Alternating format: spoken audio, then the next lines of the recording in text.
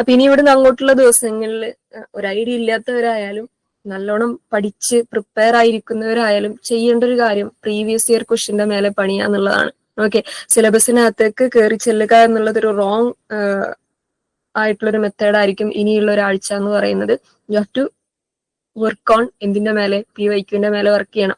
PYQന്റെ മേലെ വർക്ക് ചെയ്യുന്ന സമയത്ത് ഓരോ ചോദ്യം ചെയ്യുമ്പോഴും എന്തുകൊണ്ട് ശരി ഉത്തരം ശരിയായെന്നും എന്തുകൊണ്ട് ബാക്കി ഉത്തരങ്ങൾ തെറ്റായെന്നും എന്നുള്ള രീതിയിൽ പഠിക്കണം. അല്ലാതെ ചോദ്യം വായിക്കുന്നു, ഉത്തരം അറിയുന്നു, അടുത്ത ചോദ്യത്തിലേക്ക് പോകുന്നു, ഉത്തരം അറിയുന്നു, അങ്ങനെയല്ല.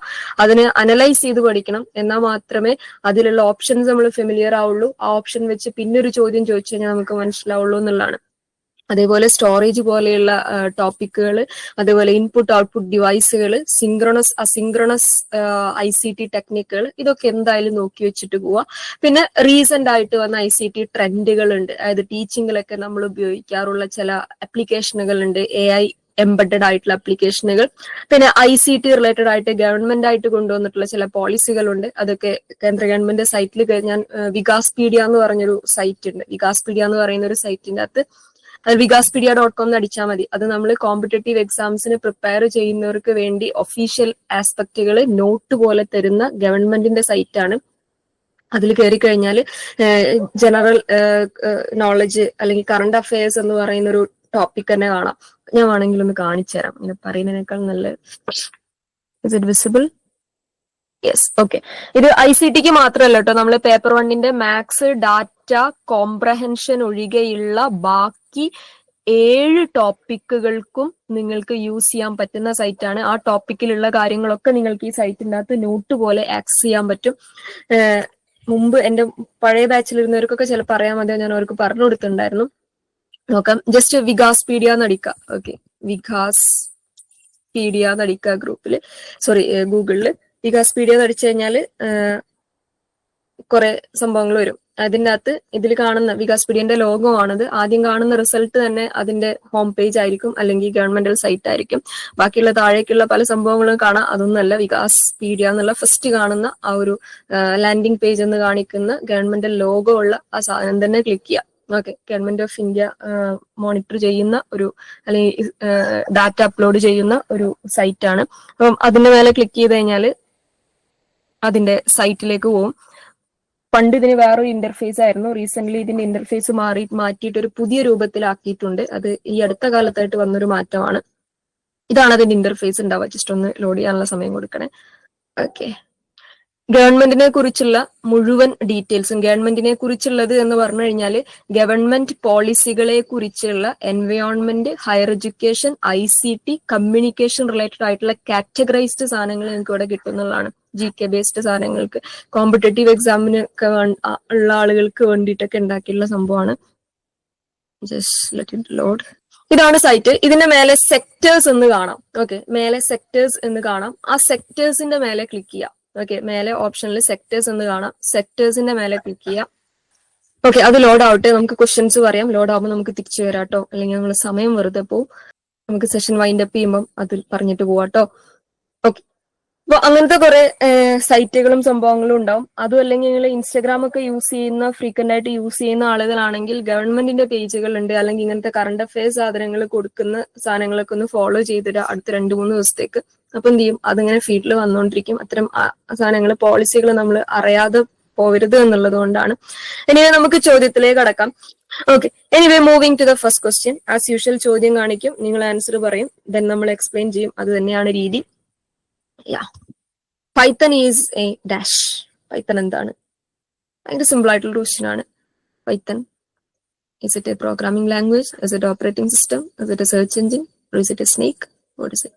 ഭയങ്കര ഈസി ആയിട്ടുള്ള ക്വസ്റ്റൻ ആണ്. കാരണം പണ്ട് നമ്മൾ സ്കൂളിൽ ICT പഠിക്കുന്ന സമയത്ത് പഠിച്ചൊരു ടോപ്പിക്കാണിത്. പൈത്തൺ ഒരു പ്രോഗ്രാമിംഗ് ലാംഗ്വേജ് ആണ് എന്ന് പറഞ്ഞിട്ടാണ് നമ്മൾ പഠിച്ചത്. ഓക്കെ, ഒരുപാട് പ്രോഗ്രാമിംഗ് ലാംഗ്വേജുകൾ ഉണ്ട്. അതിലൊരെണ്ണമാണ് എന്ത്, പൈത്തൺ എന്ന് പറയുന്നത്. പൈത്തൺ ഒരിക്കലും ഒരു ഓപ്പറേറ്റിംഗ് സിസ്റ്റം അല്ല. പൈത്തൺ ഒരു സെർച്ച് എഞ്ചിൻ അല്ല. പൈത്തൺ സ്നേക്ക് ആണോ എന്ന് വെച്ചാൽ പൈത്തൺ ഒരു നോൺ വെനം അല്ലെങ്കിൽ വിഷമില്ലാത്ത ടൈപ്പ് ഒരു പാമ്പിന് നമ്മൾ പൈത്തൺ എന്ന് പറയാറുണ്ട്. പക്ഷെ ഇവിടെ, അതായത് ICT ആസ്പെക്ടിലേക്ക് വരുന്ന സമയത്ത് പൈത്തൺ എന്ന് പറയുന്നത് ICT എന്നുള്ള ക്വസ്റ്റ്യൻ ആണ് ഇത് എന്ന് നമുക്ക് കത്തണം. ഓക്കെ, അത് നമുക്ക് കത്തിയോ എന്നുള്ളതാണ് അവരിവിടെ ചെക്ക് ചെയ്തുകൊണ്ടിരിക്കുന്നത്. അപ്പൊ പ്രോഗ്രാമിംഗ് ലാംഗ്വേജ് ആണ്. അപ്പൊ ഓപ്പറേറ്റിംഗ് സിസ്റ്റവും സെർച്ച് എഞ്ചിനും എന്താണെന്നുള്ളത് നമുക്കൊന്ന് നോക്കിയിട്ട് ഒന്ന് കടന്നു പോവാം അടുത്ത ചോദ്യത്തിലേക്ക്. ഇതില് പൈത്തൺ പ്രോഗ്രാമിംഗ് ലാംഗ്വേജ് ആണ് നമ്മൾ പറഞ്ഞു. സ്നേക്കിനും പൈത്തൺ എന്ന് വിളിക്കാറുണ്ട്. ഓക്കെ, ഇനി ഓപ്പറേറ്റിംഗ് സിസ്റ്റം എന്ന് പറഞ്ഞാൽ ഒരു സിസ്റ്റം വർക്ക് ചെയ്യാണ്. ഇപ്പൊ നിങ്ങൾ കാണുന്ന എന്റെ സ്ക്രീൻ ഒരു കമ്പ്യൂട്ടറിലാണ് വർക്ക് ചെയ്തുകൊണ്ടിരിക്കുന്നത്. ഈ കമ്പ്യൂട്ടറിന് നെറ്റ്വർക്ക് ഉണ്ടായത് കൊണ്ടോ അല്ലെങ്കിൽ ഇതിന്റെ എല്ലാ കമ്പണൻസും മൗസും കീബോർഡും എല്ലാ സാധനങ്ങളും സ്ക്രീനും ഒക്കെ ഉണ്ടായത് കൊണ്ട് മാത്രമോ ഒരിക്കലും ഇത് വർക്ക് ചെയ്യൂല.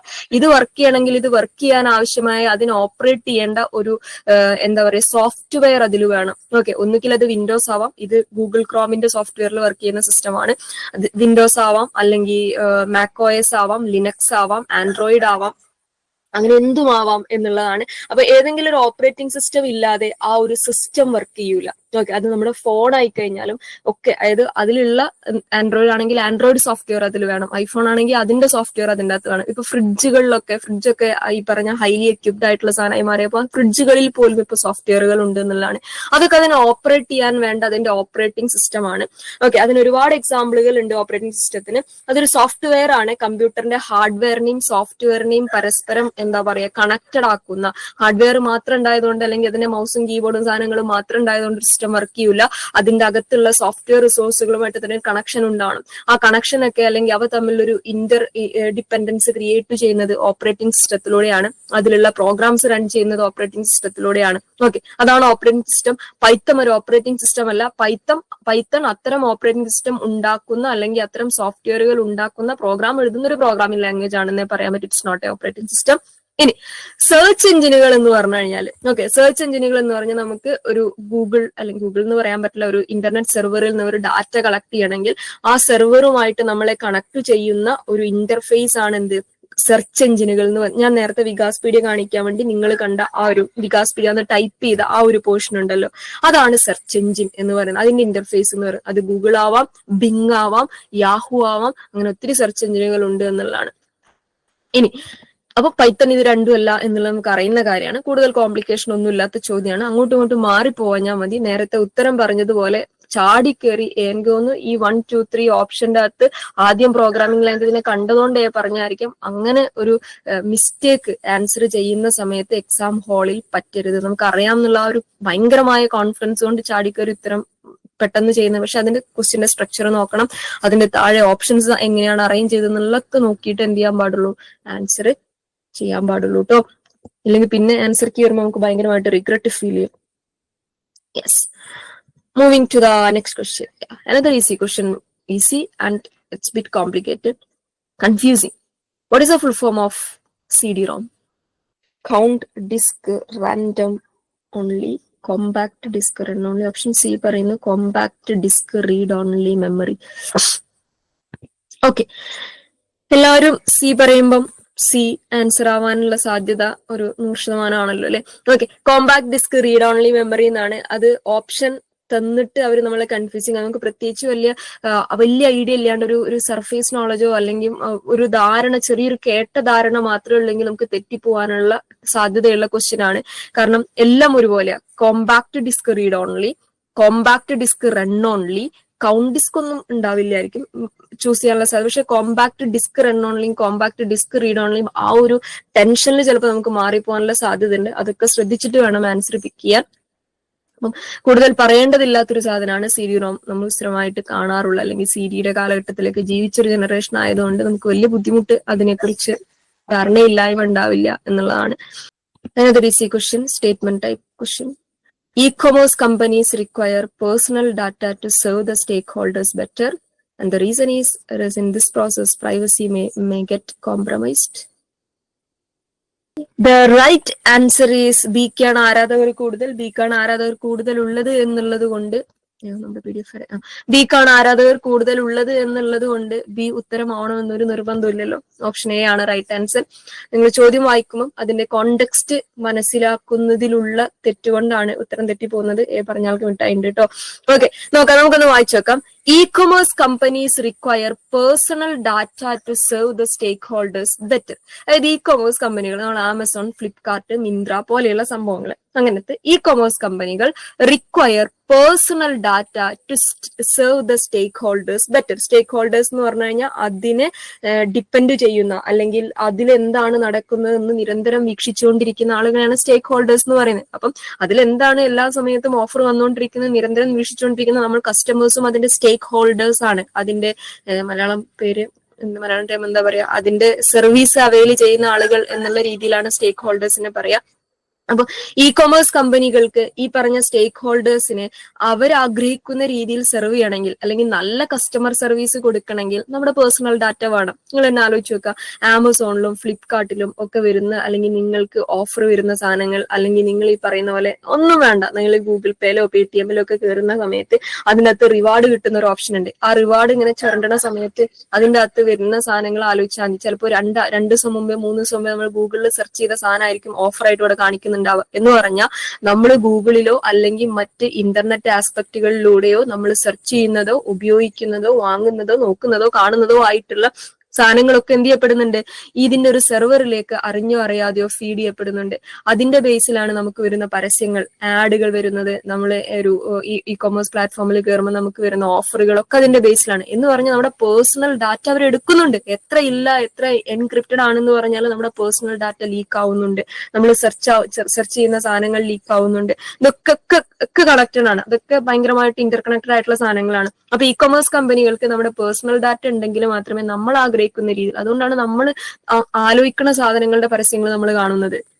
ഓക്കെ, ഇനി so that statement is right. ആ സ്റ്റേറ്റ്മെന്റിൽ തെറ്റൊന്നുമില്ല. Okay assertion is right. ഇനി റീസൺ പറയാണ്, it is in this process, അതായത് ഈ പ്രോസസ്സിൽ, ഏത് പ്രോസസ്സിൽ, നമ്മുടെ പേഴ്സണൽ ഡാറ്റ അവർ അവൈൽ ചെയ്തെടുക്കുന്ന, അല്ലെങ്കിൽ അവര് എന്താ പറയാ, നമ്മൾ സെർച്ച് ചെയ്യുന്നതിലൂടെ നമ്മുടെ പേഴ്സണൽ ഡാറ്റയും കാര്യങ്ങളൊക്കെ അവർക്ക് കിട്ടുന്നുണ്ട്.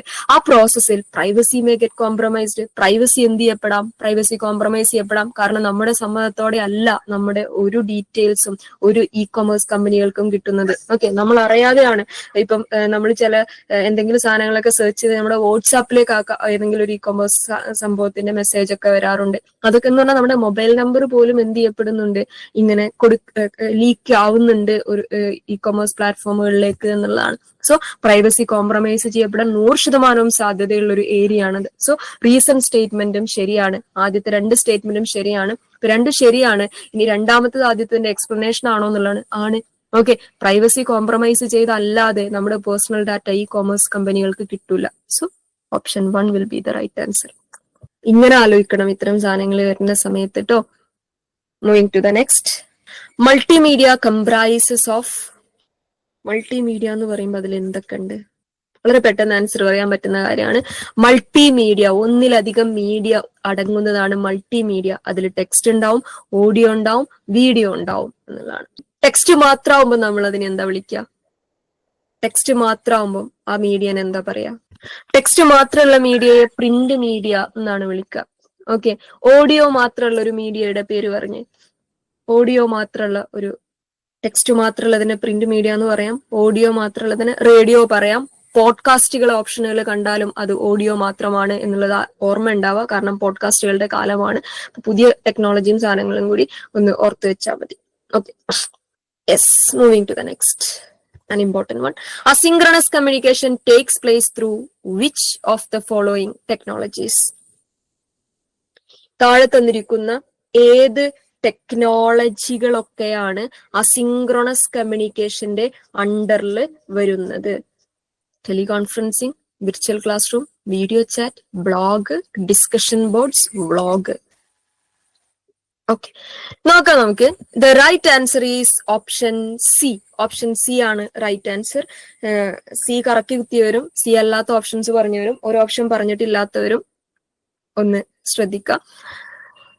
അസിൻക്രണസ് കമ്മ്യൂണിക്കേഷൻ എന്ന് പറഞ്ഞാൽ എന്താണെന്ന് ആദ്യം മനസ്സിലാക്കലാണ് ആദ്യത്തെ ഒരു ഘടകം എന്ന് പറയുന്നത്.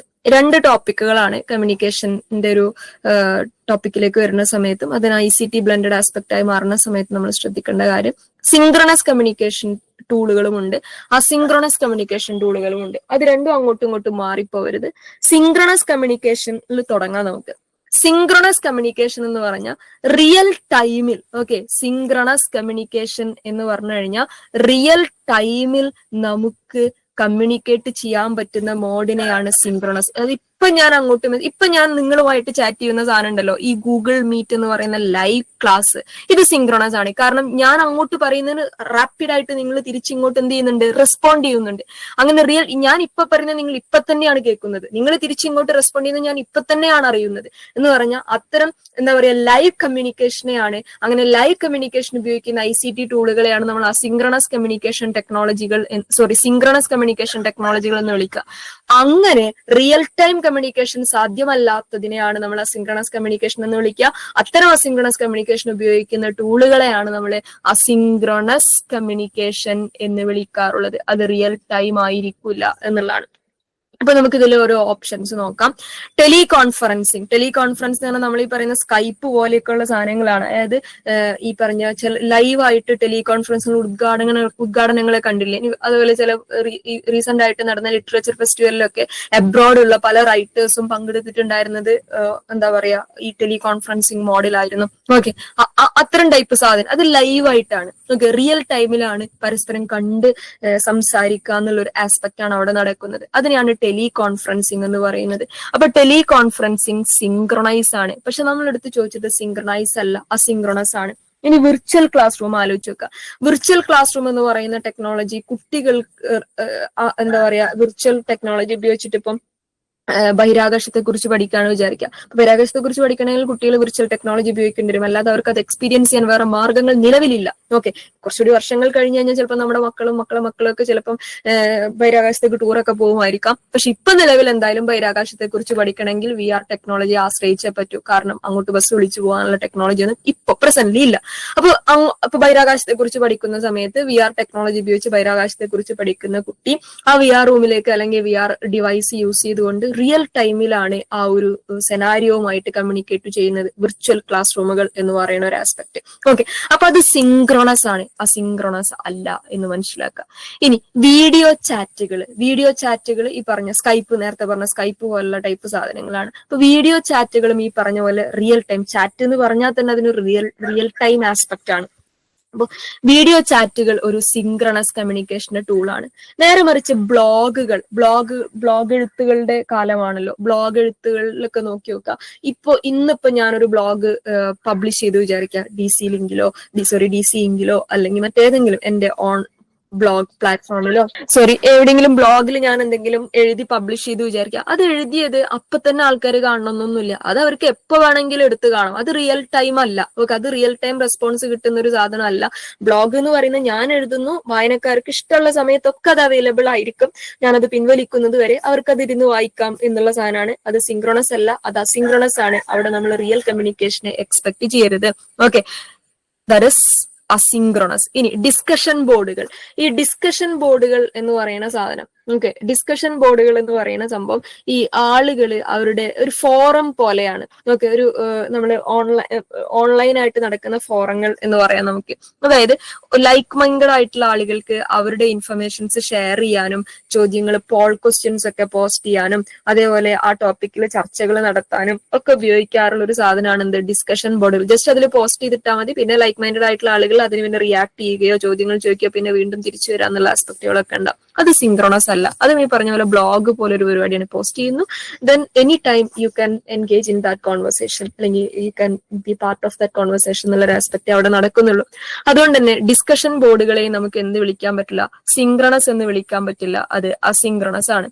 ഇനി വ്ളോഗുകളും അതുപോലെ വ്ളോഗൊക്കെ ഇടുന്ന ആളുകൾ ഉണ്ടാവല്ലോ, അവർ ഷൂട്ട് ചെയ്തിട്ട് എന്ത് ചെയ്യാണ്, മുമ്പ് എപ്പോഴും ലൈവ് ഷൂട്ടിംഗ് ആയിരിക്കില്ല. ലൈവ് ഷൂട്ടിംഗ് ആണെങ്കിൽ തന്നെയും അവർ ചെയ്യുന്ന ആ വ്ളോഗിന് റിയാക്ഷൻ ഉണ്ടാവുന്നത് കാണുന്നതൊക്കെ റിയൽ ടൈമിലായിരിക്കില്ല. പിന്നീട് നമ്മളെ സൗകര്യത്തിനാണ് നമ്മൾ കാണുക. അപ്പൊ വ്ളോഗുകളും എന്തല്ല, സിങ്ക്രണസ് അല്ല, അസിങ്ക്രണസ് ആണ്. ഓക്കെ, സോ ലാസ്റ്റത്തെ 3 ഓപ്ഷൻസ് നമുക്ക് അസിങ്ക്രണസ് കമ്മ്യൂണിക്കേഷന്റെ ഭാഗമാണെന്ന് പറയാം. 4ഉം 5ഉം 6ഉം. ഇനി സിങ്ക്രണസ് ആയിരുന്നു ചോദിച്ചിരുന്നെങ്കിൽ നമുക്ക് എന്ത് പറയാം, ഓപ്ഷൻ എ പറയാം. ഓക്കെ, ഓപ്ഷൻ എ പറയാം. സിങ്ക്രണസ് ആയിരുന്നു ചോദിച്ചിരുന്നെങ്കിൽ. ഇത് ഓക്കെ ആണോ? എന്താണ് അസിങ്ക്രണസ്, എന്താണ് സിങ്ക്രണസ് എന്നുള്ളത് ഓക്കെ ആണോ? കോൺസെപ്റ്റ് ക്ലിയർ ആണോ? യെസ്. ഓക്കെ, അങ്ങനെയാണെങ്കിൽ ഞാൻ കുറച്ച് ചോദ്യങ്ങൾ ചോദിക്കണ്ടേ. ഇതിലുള്ള വരെയും കുത്തൊക്കെ ഒന്ന് വായിക്കട്ടെ. ഞാൻ ബോർഡിൽ കുറച്ച് സാധനങ്ങൾ എഴുതും. ഞാൻ ഓരോന്ന് എഴുതുന്ന സമയത്ത് അത് എന്ത് ടൈപ്പ്, സിങ്ക്രണസ് ആണോ അസിങ്ക്രണസ് ആണോ എന്ന് പറയണം. അസിങ്ക്രണസ് ആണെങ്കിൽ എ എന്ന് ടൈപ്പ് ചെയ്യുക, സിങ്ക്രണസ് ആണെങ്കിൽ എസ് എന്ന് ടൈപ്പ് ചെയ്യുക കേട്ടോ. ഓക്കെ. വാട്സാപ്പ് സിങ്ക്രണസ് ആണോ അസിങ്ക്രണസ് ആണോ? ഏതെങ്കിലും ഒന്നേ പറയാൻ പറ്റുള്ളൂ. എസ് എന്നൊന്നും പറയില്ലേ. S S A okay. കുറെ ആളുകൾ എ പറഞ്ഞു, കുറെ ആളുകൾ എസ് പറഞ്ഞു, ഒരാൾ എസ് എന്ന് പറഞ്ഞു. നോക്കാം. ഈ വാട്സാപ്പ് എന്ന് പറയുന്ന സാധനം സിങ്ക്രണസ് കമ്മ്യൂണിക്കേഷന്റെ ഭാഗമാണ്. അതായത് വാട്സാപ്പിൽ നമ്മൾ ഈ അസിങ്ക്രണസ് എന്ന് പറഞ്ഞ ആൾക്കാർ ആലോചിച്ചിട്ടുണ്ടാവുക, ഞാൻ മെസ്സേജ് അയക്കും നിങ്ങൾ നിങ്ങൾക്ക് തോന്നുന്ന സമയത്തല്ലേ നിങ്ങൾ എനിക്ക് റിപ്ലൈ തരുന്നതെന്നായിരിക്കും നിങ്ങൾ ആലോചിക്കുന്നുണ്ടാവുക. ഓക്കെ, അത് നമ്മൾ അതിനെ ഉപയോഗിക്കുന്ന രീതിയാണ്. ഓക്കെ, വാട്സാപ്പ് ഉണ്ടാക്കിയത്, വാട്സാപ്പ് കമ്പനി അതിന് കൊടുത്ത tag line it is an instant messaging application എന്നാണ്. അതിനുവേണ്ടി അത് ഉണ്ടാക്കിയത്. നിങ്ങൾ എങ്ങനെ ഉപയോഗിക്കുന്നു എന്നുള്ളത് നിങ്ങളുടെ സൗകര്യമാണ്. ഇപ്പൊ ആലോചിച്ച് വെക്കുക, നമ്മുടെ കമ്പ്യൂട്ടറിന്റെ അല്ലെങ്കിൽ മൊബൈൽ ഫോണിന്റെ ഒക്കെ കീബോർഡ് കേർട്ടി ടൈപ്പ് ആണ്. അത് എന്തുകൊണ്ടാണ് അത് ABCD ഓർഡറിൽ കൊടുക്കാതെ കേർട്ടി ടൈപ്പ് കീബോർഡ് ഉപയോഗിക്കുന്നതെന്ന് ചോദിച്ചു കഴിഞ്ഞാൽ നമ്മുടെ വിരലുകൾക്ക് ആയാസം ഇല്ലാതാക്കാൻ വേണ്ടി അത് അങ്ങനെ രണ്ട് കൈകൾ കൊണ്ടും എല്ലാ വിരലുകൾക്കും അനക്കമുണ്ടാവുന്ന, അനക്കം കിട്ടുന്ന രീതിയിൽ ഒരു വിരലിനും ഒരു എന്താ പറയാ ഡാമേജ് സംഭവിക്കാതെ, കാരണം മനുഷ്യൻ എല്ല് അത്രയും, വിരലുകളുടെ എല്ലുകൾ അത്രയും സെൻസിറ്റീവ് ആണ്. ഒരുപാട് സമയത്തേക്ക് അതിങ്ങനെ ഒരേ ഡയറക്ഷനിലും അല്ലെങ്കിൽ ഒരേ ആസ്പെക്റ്റിലും ഉപയോഗിച്ചു കഴിഞ്ഞാൽ അതിങ്ങനെ ഒരു എന്താ പറയാ നെമ്പായിപ്പോവും.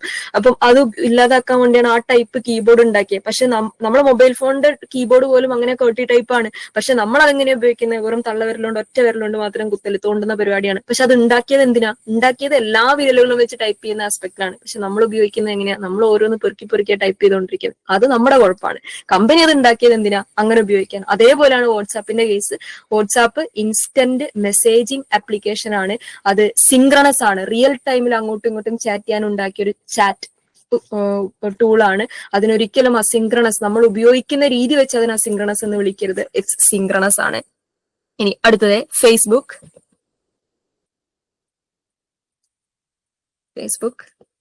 സിങ്ക്രണസ്. ഒരെണ്ണം കൂടി ചോദിച്ചതിന് ശേഷം ഞാൻ ഉത്തരം പറഞ്ഞു കേട്ടോ. ഇൻസ്റ്റഗ്രാം ഇതൊക്കെ ഓപ്ഷനായിട്ട് മുമ്പ് ചോദിച്ചാട്ടോ കഴിഞ്ഞ തവണ.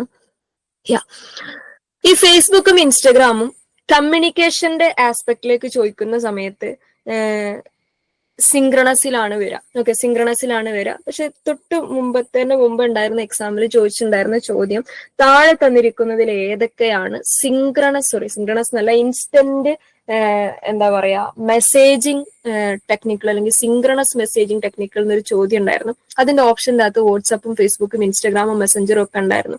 പക്ഷെ അവിടെ നമുക്ക് ഒരിക്കലും ഫേസ്ബുക്കിനെയും ഇൻസ്റ്റഗ്രാമിനെയും സിങ്ക്രണസ് ആണ് എന്നുള്ളതുകൊണ്ട് ചൂസ് ചെയ്യാൻ പറ്റൂല. കാരണം ഫേസ്ബുക്കും ഇൻസ്റ്റഗ്രാമും ഇൻസ്റ്റന്റ് ഫോട്ടോ ഷെയറിംഗ് ആപ്ലിക്കേഷനുകളാണ്. ഓക്കെ, ഫേസ്ബുക്കിനെയും ഇൻസ്റ്റഗ്രാമിനെയും കമ്പനി കൊടുത്ത ടാഗ് ലൈൻ അവ ഇൻസ്റ്റന്റ് ഫോട്ടോ ഷെയറിംഗ് ആപ്ലിക്കേഷനുകൾ എന്നാണ്. അതൊരു മെസ്സഞ്ചർ ആപ്ലിക്കേഷനുകളല്ല, മെസ്സേജ് ചെയ്യാനുള്ള, ചാറ്റ് ചെയ്യാനുള്ള ഓപ്ഷൻ അല്ല അത് രണ്ടും.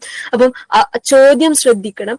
ചോദിക്കുന്ന ചോദ്യം സിങ്ക്രണസ് മെസ്സേജിങ് ആപ്ലിക്കേഷനുകളെ പിക്ക് ചെയ്യൂ എന്ന് പറഞ്ഞു കഴിഞ്ഞാൽ ഫേസ്ബുക്കും ഇൻസ്റ്റഗ്രാമും എടുക്കരുത്. അത് രണ്ടും ഇൻസ്റ്റന്റ് ഫോട്ടോ ഷെയറിംഗ് ആപ്ലിക്കേഷനുകളാണ്.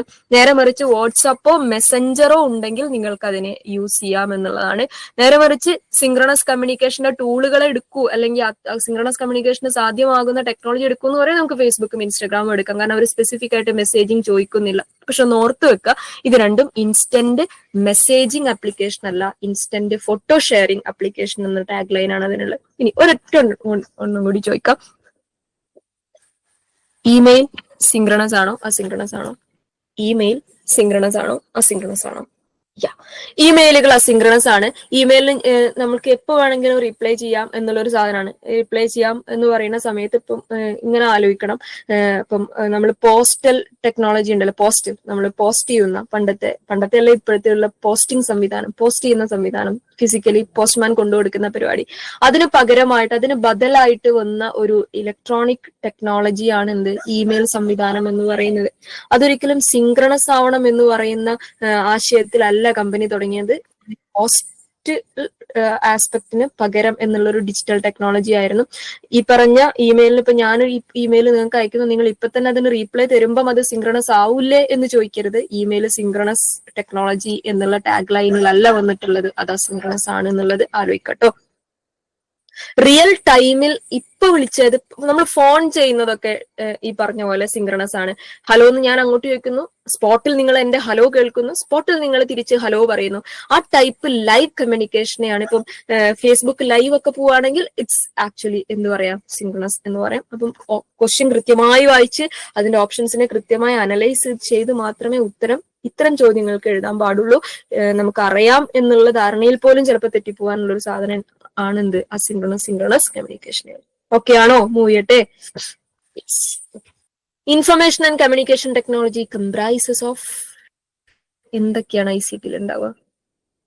Okay, the right answer is option C. Option C ആണ് റൈറ്റ് ആൻസർ. മൊബൈൽ ആപ്ലിക്കേഷനുകളോട് ഒരു വിരക്തി ഒന്നും കാണിക്കണ്ട കേട്ടോ. പുതിയ കാലത്ത് അതൊക്കെ ICT ടൂളുകളാണ് എന്ന് പറഞ്ഞാൽ ICT ടൂളുകൾ ഉപയോഗിച്ച് നമ്മൾ എന്ത് ചെയ്താലും അത് ICTന്റെ അണ്ടറിലാണ് വരിക. ഓൺലൈൻ ലേണിംഗ് ICT എംബഡഡ് ആണ്.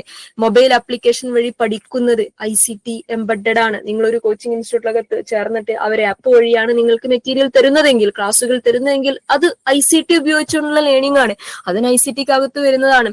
വെബ് ബേസ്ഡ് ലേണിംഗ് ഈ പറഞ്ഞ പോലെ എന്താണ്, ഇപ്പൊ സ്വയത്തിലൊക്കെ നമ്മൾ ചെയ്യുന്ന കോഴ്സുകൾ, സാധനങ്ങളൊക്കെ അത്തരം വെബ് ബേസ്ഡ് ലേണിങ്ങുകളാണ്. അത് ICT ആണ്. അപ്പൊ ഓൾ ഓഫ് ദ എബോവ് ആണ് റൈറ്റ് ആൻസർ വരാം. ഇപ്പൊ ബി പറഞ്ഞ ആള് ഒന്ന് മാറി ചിന്തിക്കണേ, നീ തെറ്റിപ്പോവരുത്. Moving to the next, the last question for the day. What is the full form of the abbreviation BIOS? ബയോസിന്റെ എക്സ്പാൻഷൻ എന്താണ്? Big information online system, binary input output software, basic input output system, binary inner open software. Okay, ബയോസിന്റെ expansion basic input output system എന്നാണ്, binary input output software എന്നല്ല. Okay, C പറഞ്ഞ 2 mark വെറുതെ കിട്ടും. Okay, basic input output system നമ്മൾ പണ്ട് ICT പഠിച്ചുകൊണ്ടിരുന്ന കാലത്ത്, നമ്മളെ UP സെക്ഷനൊക്കെ പഠിച്ചുകൊണ്ടിരുന്ന കാലത്ത് അന്ന് അതിന്റെ തിയറിയിനകത്ത് ഉണ്ടായിരുന്നു ബയോസ് എന്താണെന്നുള്ളതൊക്കെ. അത് ഓർമ്മയുള്ളവർക്ക് ചിലപ്പം കണക്ട് ആവും. എന്നാ നമുക്ക് പഠിക്കാം എന്താണ് ബയോസ് എന്നുള്ളത്. ബയോസ് സെറ്റപ്പ് എന്നാണ് നമ്മൾ അതിനെ വിളിക്കുക. ബയോസ് എന്ന് പറയും ബേസിക് ഇൻപുട്ട് ഔട്ട്പുട്ട് സിസ്റ്റം എന്ന് പറയും. അതായത് നമ്മൾ ബൂട്ട് ചെയ്ത് വരും, നമ്മൾ കമ്പ്യൂട്ടറോ ഫോണൊക്കെ നിങ്ങൾ സ്വിച്ച് ഓഫ് ചെയ്തിട്ട് ഓൺ ആയിട്ട് വരുന്ന സമയത്ത്, പിന്നെ ഓൺ ആക്കുന്ന സമയത്ത് നിങ്ങളെ ഫോണിന്റെ കമ്പനി ഏതാണോ കമ്പനീന്റെ ലോഗോ കാണിക്കും. അതിൽ ഏത് ആൻഡ്രോയിഡ് സോഫ്റ്റ്വെയർ ആണോ ഉപയോഗിക്കുന്നത് അതിന്റെ പേരൊക്കെ കാണിക്കും. എന്നിട്ടാണ് അതിങ്ങനെ എന്തായി വരിക, ഓപ്പൺ ആയിട്ട് സ്ക്രീനൊക്കെ കാണിച്ചു തരാം. ആ പ്രോസസ്സ് ഉണ്ടല്ലോ, ഏത് പ്രോസസ്സ്, ആ ലോഗോ ഒക്കെ കാണിച്ചിട്ട്, ആ ബ്ലാക്ക് സ്ക്രീനിന്റെ അകത്ത് ലോഗോ കാണിച്ചിട്ട് അത് ഇങ്ങനെ തുറന്നു വരുന്ന ആ ഒരു പരിപാടി, അതാണ് എന്ത്, ബൂട്ടിംഗ് എന്നാണ് നമ്മൾ അതിനെ വിളിക്കുക. ബൂട്ടിംഗ് സ്റ്റേജ് എന്നാ വിളിക്കുക. അതൊക്കെ ഈ ബയോസിന്റെ പരിപാടിയാണ്. എന്താ ബയോസ് എന്നുള്ളത് കൃത്യമായിട്ട് പറഞ്ഞുതരാം. ബയോസ് എന്ന് പറഞ്ഞാൽ ബേസിക് ഇൻപുട്ട് ഔട്ട്പുട്ട് സിസ്റ്റം ആണ് എന്നുള്ളത് ആദ്യം മനസ്സിലാക്കുക. നേരെ മറിച്ച് ഓപ്ഷൻ ബിയുമായിട്ട് കൺഫ്യൂസ്ഡ് ആവാതിരിക്കുക. The fundamental piece of firmware that plays a crucial role in the startup process of a computer. അതായത് ബയോസിനെ നമ്മുടെ കമ്പ്യൂട്ടർ അല്ലെങ്കിൽ മൊബൈൽ ഫോൺ ടെക്നോളജിക്ക് വേണ്ടി വരുന്നത് ഒരൊറ്റ സമയത്ത് മാത്രമാണ്. അത് തുറന്നു വരുന്ന സ്റ്റാർട്ടിംഗ് ഫംഗ്ഷനിൽ മാത്രം. അതിനുശേഷമുള്ള ഒരു പ്രോസസ്സിലും ബയോസിന് വലിയ പങ്കൊന്നുമില്ല. ഓക്കെ, ഓപ്പൺ ആയി വരുന്ന, അത് ബയോസ് സെറ്റപ്പ് ഇല്ല എന്നുണ്ടെങ്കിൽ, അതിന് ബയോസ് സെറ്റപ്പ് കൃത്യമല്ല എന്നുണ്ടെങ്കിൽ അത് ഓപ്പൺ ആയി വരില്ല എന്നുള്ളതാണ്. ഈ പഴയ ബാക്കോട്ട് ബോക്സ് ആയിട്ടുള്ള കമ്പ്യൂട്ടറിലെ, ആ കമ്പ്യൂട്ടറിലൊക്കെ ഡേറ്റ് ഒക്കെ മാറ്റാൻ നമ്മൾ ബയോസിലേക്ക് പോകാറുണ്ട്. ഓക്കെ, അതായത് സിസ്റ്റം ഡേറ്റ് മാറിക്കഴിഞ്ഞാൽ അന്ന് നെറ്റ് ഒന്നും കണക്ട് ആവില്ല. കൃത്യമായിട്ട് സിസ്റ്റം ഡേറ്റ് കറക്റ്റ് ആയിരിക്കണം. അതിൽ ചില സമയത്ത് അതിന്റെ വിൻഡോസ് സെറ്റപ്പിലുള്ള ഡേറ്റ് മാറ്റിയാലും മാറൂല. അപ്പൊ നമ്മൾ എന്ത് ചെയ്യുന്ന വെച്ചാൽ തിരിച്ച് ഓപ്പൺ ആയി വരുന്ന സമയത്ത് ബ്ലാക്ക് സ്ക്രീനിൽ കുറെ സാധനങ്ങൾ വരിവരിക്ക് അങ്ങനെ എഴുതി കാണിക്കല്ലോ. ആ സമയത്ത് F1 ഞെക്കി കഴിഞ്ഞാൽ അന്നേരം നമുക്ക് അതിന്റെ സെറ്റപ്പ് സാധനങ്ങളൊക്കെ കിട്ടും. അങ്ങനത്തെ പരിപാടിയൊക്കെ പണ്ടത്തെ ആ ബാക്കോട്ട് ബോക്സുള്ള കമ്പ്യൂട്ടറിന് ഉണ്ടായിരുന്നു. ഇപ്പൊ അത് എൻറ്റയർലി ഡിഫറെന്റ് ആയിട്ടുള്ള സിസ്റ്റമാണ്. ഇപ്പൊ അങ്ങനെ എന്താ പറയുക, തുറന്നു വരുന്ന സമയത്ത് ബ്ലാക്ക് സ്ക്രീനിൽ വെള്ള എഴുത്തായിട്ട് ഇങ്ങനെ ലൈൻ ആയിട്ട് വരുന്ന പരിപാടിയൊന്നും ഇപ്പോഴത്തെ കമ്പ്യൂട്ടറിന് ഇല്ല. അതൊക്കെ കുറച്ചുകൂടി അഡ്വാൻസ്ഡ് ആയിട്ട് മാറിയിട്ടുണ്ട്. എനിവേ, ഈ സ്റ്റാർട്ട് ചെയ്യുന്ന പ്രോസസ്സ്, സ്റ്റാർട്ടപ്പ് പ്രോസസ്സിലാണ് ഈ ബയോസ് ഹീറോ ആയിട്ട് മാറുന്നത്. അതിന്റെ ഇനീഷ്യൽ ഇൻസ്ട്രക്ഷൻ ഒക്കെ ചെയ്യപ്പെടുന്നത് ബയോസിലാണ്. പണ്ട് നേരത്തെ പറഞ്ഞ ആ ലൈൻസ് ഇങ്ങനെ എഴുതി വരുന്ന സാധനങ്ങളൊക്കെ ആ ബൂട്ടിംഗ് പ്രോസസ് ആയിരുന്നു. കമ്പ്യൂട്ടറിന്റെ അകത്ത് ഈ ഇൻസ്ട്രക്ഷൻസ്, ഈ സോഫ്റ്റ്വെയർ ഇൻപുട്ട് ഔട്ട്പുട്ട് കണക്ഷൻ ഉണ്ടാക്കുന്ന ബയോസ് സെറ്റപ്പ് ആയിരുന്നു ആ ഓപ്പണിംഗ് സ്റ്റേജിൽ നടന്നുകൊണ്ടിരുന്നത്. ഓക്കെ, അപ്പൊ ഇതാണ് ബയോസ് എന്ന് പറയുന്നത്. അപ്പൊ ബയോസ് ശരിക്കും എന്തൊക്കെ പരിപാടികളാണ് ചെയ്യുന്നത്? ഒന്ന്, പോസ്റ്റ് എന്ന് പറഞ്ഞൊരു പരിപാടി അത് ചെയ്യുന്നുണ്ട്. പോസ്റ്റ് എന്ന് പറഞ്ഞാൽ പവർ ഓൺ സെൽഫ് ടെസ്റ്റ് എന്ന് പറയും. Okay, power on self test. അതിന്റെ എക്സ്പാൻഷൻ ഒന്ന് പഠിച്ചു വെക്കുക. POST means power on self test. It is related to BIOS setup. Okay, നോക്കാം എന്താ സംഭവം എന്നുള്ളത്. When you turn on your computer, BIOS first performs a series of diagnostic test called POST. This checks if essential hardware components like the CPU, RAM, keyboard and graphics card are present and functioning correctly. If any issues are detected, BIOS may generate beep codes or display error message to alert you. അതായത് power on self test എന്ന് പറഞ്ഞാൽ നമ്മൾ computer on ആക്കുന്ന സമയത്ത് BIOS ആദ്യം perform ചെയ്യുന്ന function ഒരു testing function ആണ്. ഡയഗ്നോസ്റ്റിക് ടെസ്റ്റ്, ഒരു എന്താ പറയുക, എന്തെങ്കിലും പ്രശ്നം ഉണ്ടോ നോക്കുന്ന പരിപാടിയാണ് ബയോസ് ആദ്യം ചെയ്യുക. ആ പോസ്റ്റ് ടെസ്റ്റ് എന്ന് പറയും നമ്മൾ power on self test. On ആയി വരുന്ന സമയത്ത് നിങ്ങളെ കമ്പ്യൂട്ടറിന് ബേസിക് ആയിട്ട് ആവശ്യമുള്ള CPU, RAM, keyboard, graphic card, ഇങ്ങനത്തെ സാധനങ്ങൾക്ക് ഇതുമായിട്ട് കണക്റ്റഡ് ആണോ, കറക്റ്റ്ലി കണക്റ്റഡ് ആണോ, അത് കൃത്യമായി ഫംഗ്ഷൻ ചെയ്യുന്നുണ്ടോ എന്നാണ് അത് ചെക്ക് ചെയ്യുന്നത്. അതുകൊണ്ടാണ് ഈ ബൂട്ടിംഗ് പ്രോസസ്സിന് കുറച്ച് സമയം എടുക്കുന്നത്. നമ്മൾ മൊബൈൽ ഫോൺ ഓൺ ആക്കുന്ന സമയത്തും അത് തന്നെയാണ്. നമ്മളെ റാമും മൊബൈൽ ഫോണിന്റെ സാധനങ്ങളും റോമും സാധനങ്ങളും ഒക്കെ ഫംഗ്ഷൻ കൃത്യമായിട്ട് നടക്കുന്നുണ്ടോ, മൊബൈൽ ഫോൺ വർക്ക് ചെയ്യാനുള്ളത് എന്ന് പറയുന്ന ചിന്തയാണ് ആ ബൂട്ടിംഗ് പ്രോസസ്സിൽ ആ സിസ്റ്റം ചെയ്തുകൊണ്ടിരിക്കുന്നത്.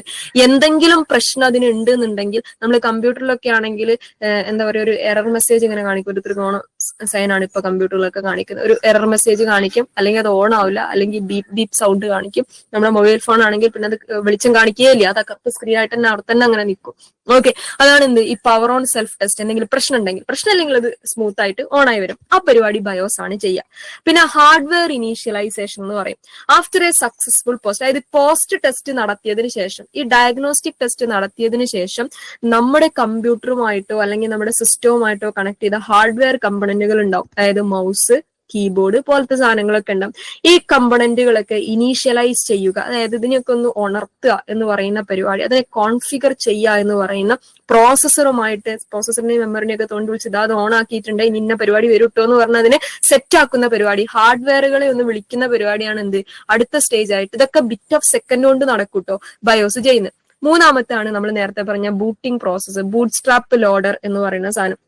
അതായത് ഹാർഡ്വെയർ ഇനീഷ്യലൈസ് ചെയ്ത് കഴിഞ്ഞു കഴിഞ്ഞാൽ നമ്മൾ ആദ്യമായിട്ട് ഓപ്പൺ ചെയ്യുന്ന, അല്ലെങ്കിൽ ഇന്ന് രാവിലെ എണീറ്റിട്ട് നമ്മൾ നമ്മുടെ സിസ്റ്റം ഓപ്പൺ ആക്കുന്ന സമയത്ത്, ഓപ്പൺ ആക്കിയിട്ട് പിന്നെ അതിൻ്റെ അകത്ത് വേറെ എന്തെങ്കിലും തുറക്കാൻ ശ്രമിക്കുന്ന സമയത്ത് ചെറിയൊരു ലാഗ് വരാറില്ലേ, അവിടെ ബൂട്ടിംഗ് സ്റ്റേജ് അവിടെ വർക്ക് ചെയ്യുന്നത് കൊണ്ടാണ്.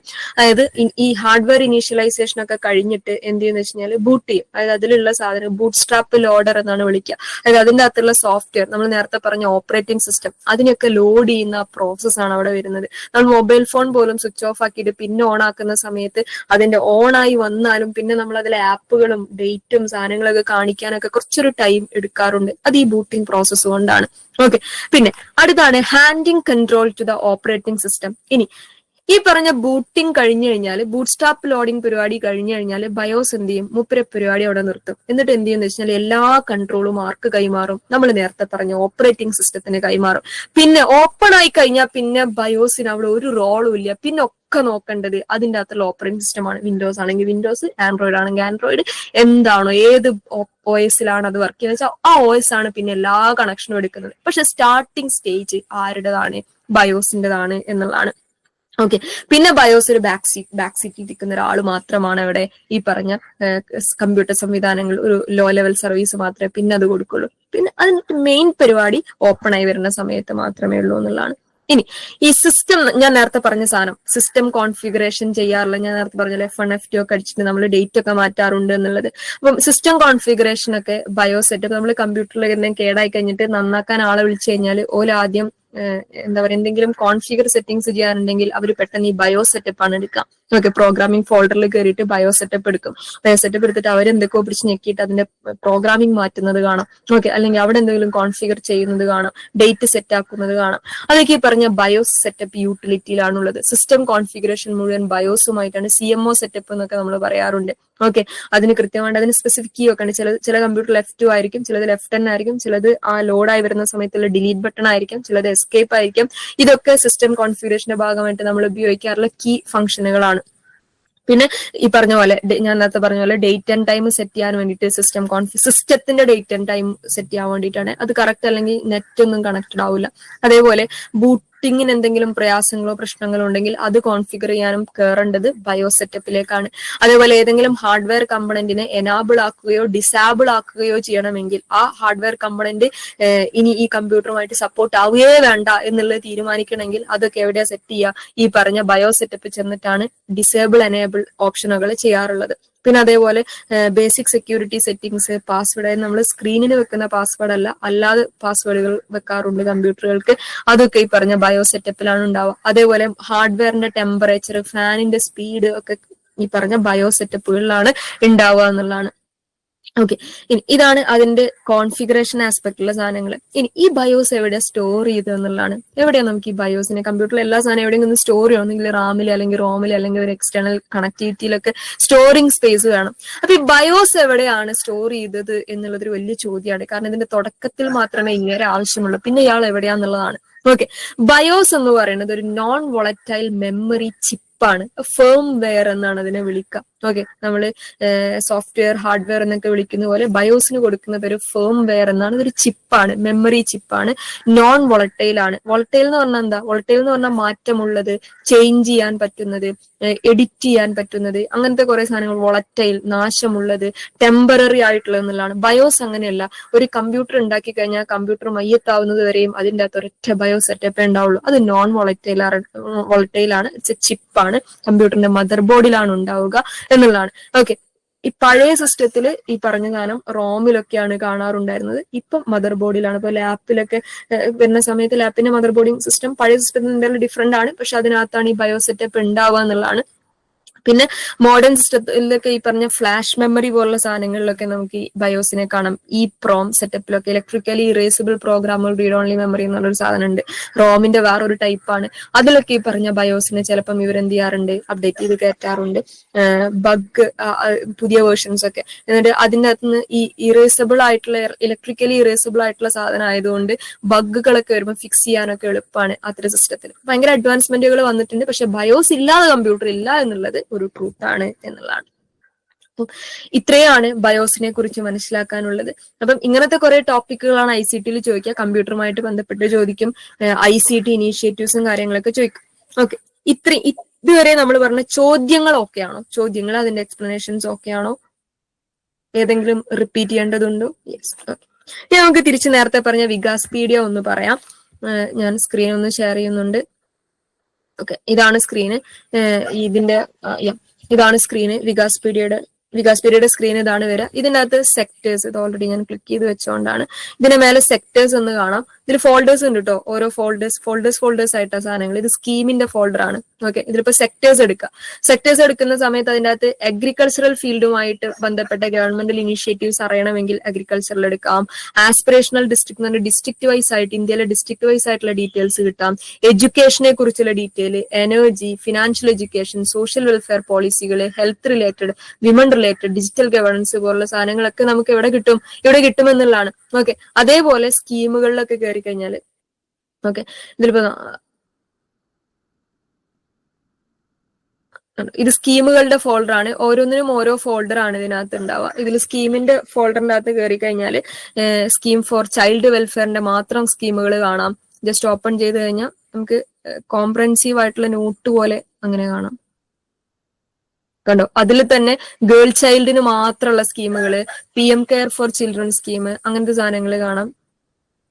തലാസീമിയ ബാൽ സേവാ യോജന, ഇതൊക്കെ ഹയർ എഡ്യൂക്കേഷനിൽ ചോദിക്കാറുള്ള സാധനമാണ് കേട്ടോ. കണ്ടോ, അതിന്റെ ബേസിക് ഡീറ്റെയിൽസ് ഒക്കെ ഓരോ സ്കീം എടുക്കുമ്പോഴും അതിന്റെ ബേസിക് ഡീറ്റെയിൽസ് നമുക്ക് കിട്ടും എന്നുള്ളതാണ്. ഓക്കെ, ഇനി സ്കീമായ അതിൽ ഓരോ ഫോൾഡറുകൾ ഉണ്ട്. ഒരു മിനിറ്റ്, അതിലൊരു ഫോൾഡർ കാണിക്കുന്നൊരു ഓപ്ഷൻ ഉണ്ട്. സെർച്ച് ചെയ്യാം, കറണ്ട് അഫെയർ.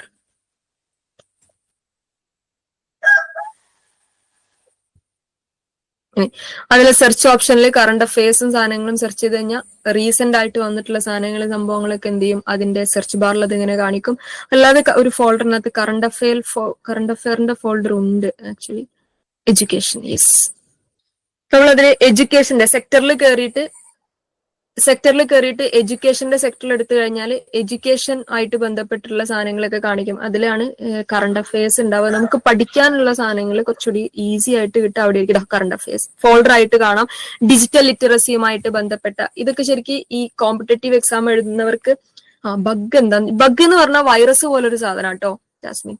ബഗ് എന്ന് പറഞ്ഞാൽ വൈറസ് പോലൊരു സാധനമാണ് ബഗ് എന്ന് വിളിക്കാം.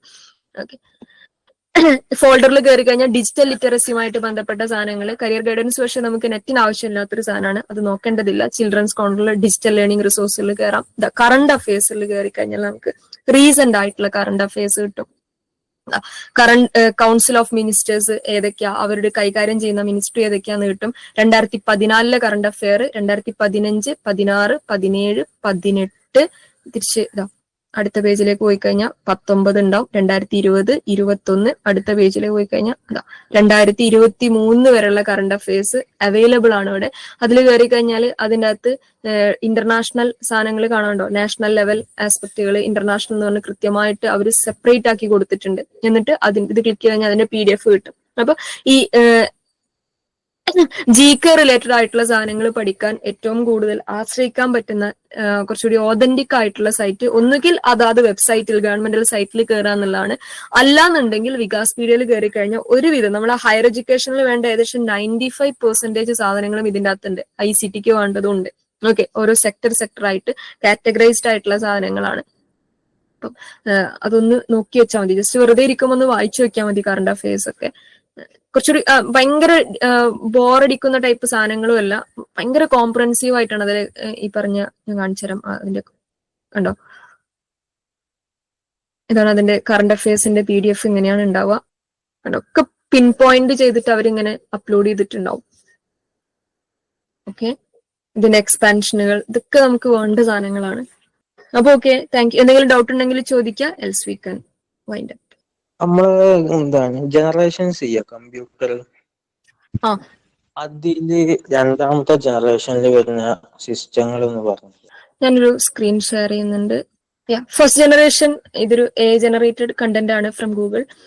ഇതിനകത്ത് ജനറേഷൻസ് ഓഫ് കമ്പ്യൂട്ടർ നോക്കുന്ന സമയത്ത് ഓരോ ജനറേഷനും ഏത് വർഷത്തിലാണ്, ഏത് ടെക്നോളജി ഉപയോഗിച്ചിട്ടാണ്, അതിന്റെ ബേസിക് ആയിട്ടുള്ള ഫീച്ചർ ഏതാണ്, ഏതൊക്കെയാണ് അതിന്റെ കമ്പ്യൂട്ടർ ഉപയോഗിച്ചിരുന്ന കമ്പ്യൂട്ടറുകൾ എന്ന് കാണാം.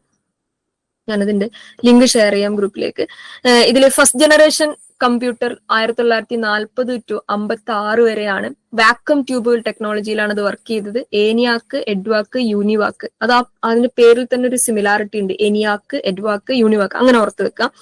പിന്നെ സെക്കൻഡ് ജനറേഷനിലേക്ക് വന്ന സമയത്ത് 1956 to 63 വരെ ട്രാൻസിസ്റ്ററുകളായിട്ട് മാറി. വാക്വം ട്യൂബിൾ എന്ന് പറയുമ്പോൾ ഭയങ്കര ഒരു റൂം മുഴുവനുള്ള ചൂട് കൂടിയ ടൈപ്പ് കമ്പ്യൂട്ടറുകളായിരുന്നു. ഓക്കെ, ഭയങ്കര സ്ലോ ആയിട്ട് വർക്ക് ചെയ്തുകൊണ്ടിരിക്കുന്ന സാധനങ്ങൾ. ട്രാൻസിസ്റ്ററുകൾ വന്ന സമയത്ത് കമ്പ്യൂട്ടറുകൾ കുറച്ചുകൂടി ചെറുതായി, എനർജി സേവിങ് ആസ്പെക്റ്റുകളിലേക്ക് മാറി, സൈസും ചൂടും ഒക്കെ കുറയാൻ തുടങ്ങി. അവിടെ യൂണിവാക്കിന്റെ പുതിയ മോഡൽ കമ്പ്യൂട്ടറുകൾ വന്നു. IBMന്റെ കമ്പ്യൂട്ടർ ഇൻട്രൊഡ്യൂസ് ആവുന്നത് സെക്കൻഡ് ജനറേഷനിലാണ്. തേർഡ് ജനറേഷനിലേക്ക് വരുമ്പോൾ കമ്പ്യൂട്ടറുകൾ വീണ്ടും ചെറുതായി, IC ചിപ്പുകൾ വെച്ച് വർക്ക് ചെയ്യുന്ന IBMന്റെ തന്നെ പല പുതിയ കമ്പ്യൂട്ടർ. IBM ആണ് ഇതിന്റെ ആദ്യത്തെ 2, 3 ജനറേഷനുകളിൽ ഉണ്ടായിരുന്ന ഏറ്റവും പ്രോമിനന്റ് ആയിട്ടുള്ള കമ്പ്യൂട്ടർ കമ്പനി. ഓക്കെ, അപ്പൊ IBMന്റെ 370 ഒക്കെ വരുന്നത് തേർഡ് ജനറേഷനിലാണ്. ഫോർത്ത് ജനറേഷൻ ആണ് പൊതുവെ നമ്മൾ 1971 ശേഷം ഒക്കെ ഈ പറഞ്ഞ പോലെ ഫോർത്ത് ജനറേഷൻ ആണ് പറയാറുള്ളത്. പക്ഷെ ഫിഫ്ത്ത് ജനറേഷനിലാണ് എന്നുള്ളൊരു തിയറി നിലനിൽക്കുന്നുണ്ട്. അതായത് ഫോർത്തും ഫിഫ്ത്തും കൂടിയാണ് റൺ ചെയ്യുന്നതെന്നാണ് പുതിയ കാലത്തെ പറയാം. ഓക്കെ, ഫോർത്ത് ജനറേഷനിൽ മൈക്രോ പ്രോസസ്സറുകളായിട്ട് മാറി. മൈക്രോ പ്രോസസ്സറുകൾ വന്ന സമയത്താണ് നമ്മൾ ഈ പറയുന്ന കമ്പ്യൂട്ടർ, ലാപ്ടോപ്പ് സംവിധാനങ്ങളൊക്കെ വന്നു തുടങ്ങിയിട്ടുണ്ടായിരുന്നത്. ഫിഫ്ത്ത് ജനറേഷൻ ആയപ്പോൾ നമ്മൾ ഉപയോഗിക്കുന്ന ആർട്ടിഫിഷ്യൽ ഇന്റലിജൻസിന്റെ റോബോട്ടിക് ടെക്നോളജിയുടെ കാലത്തിലേക്ക് എന്ത് മാറി, ഫിഫ്ത്ത് ജനറേഷൻ മാറി. കംപ്ലീറ്റ്ലി AI ജനറേറ്റഡ് സാധനമായിട്ട് മാറി എന്നുള്ളതാണ് അതിന്റെ ഒരു പ്രത്യേകത. ഫസ്റ്റ് ജനറേഷനിൽ മെഷീൻ ലാംഗ്വേജ്, സെക്കൻഡ് ജനറേഷനിൽ അസംബ്ലി ലാംഗ്വേജ്, ഞാനത് ഷെയർ ചെയ്ത് തരാം. തേർഡ് ജനറേഷനിൽ ഹൈ ലെവൽ ലാംഗ്വേജ് എന്നൊക്കെയാണ് അതിന് കൃത്യമായിട്ട് കാറ്റഗറൈസേഷൻ ഉണ്ട്. ഫസ്റ്റ് ജനറേഷനിൽ ഉപയോഗിച്ചത് മെഷീൻ ലാംഗ്വേജുകൾ, സെക്കൻഡ് ജനറേഷനിൽ അസംബ്ലി ലാംഗ്വേജുകൾ, തേർഡ് ജനറേഷനിലേക്ക് വരുന്ന സമയത്ത് high level language. High level language എന്ന് പറയുന്ന സമയത്ത് മനുഷ്യന്മാർക്കും കമ്പ്യൂട്ടറിനും മനസ്സിലാവുന്ന ടൈപ്പ് ഇംഗ്ലീഷിൽ എഴുതപ്പെടുന്ന പ്രോഗ്രാമുകൾ എന്നുള്ള നിലവിലേക്ക് മാറി. ഫോർത്ത് ജനറേഷൻ ആയപ്പോൾ വെരി ഹൈ ലെവൽ ലാംഗ്വേജ് ആയി. ഫിഫ്ത്ത് ജനറേഷനിലായ സമയത്ത് കൺസ്ട്രെയിൻഡ് ബേസ്ഡ് അല്ലെങ്കിൽ ലോജിക് പ്രോഗ്രാമിംഗ്, നമ്മൾ AI ഒക്കെ ഉപയോഗിച്ചുകൊണ്ട് ലോജിക്കലി ഉപയോഗിക്കുന്ന സാധനങ്ങൾ ആർക്കും പഠിക്കാൻ പറ്റുന്ന ഒരു സംഭവത്തിലേക്ക് കാര്യങ്ങൾ മാറി. അതില് നിങ്ങൾ പറഞ്ഞ നമ്മൾ പഠിച്ച സി ലാംഗ്വേജ് ഒക്കെ നമ്മൾ പഠിച്ചിട്ടുണ്ടാവും സ്കൂളിൽ. ആ സിയും C++ ഒക്കെ 3rd ജനറേഷനിലാണ് വരുന്നത്. ഇപ്പൊ പ്രസന്റ്ലി ഉള്ളത് 5Gയിലുള്ളത് മെർക്കുറി പോലെയുള്ള ലാംഗ്വേജുകളാണ് കേട്ടോ. Okay, thank U. Have A nice day.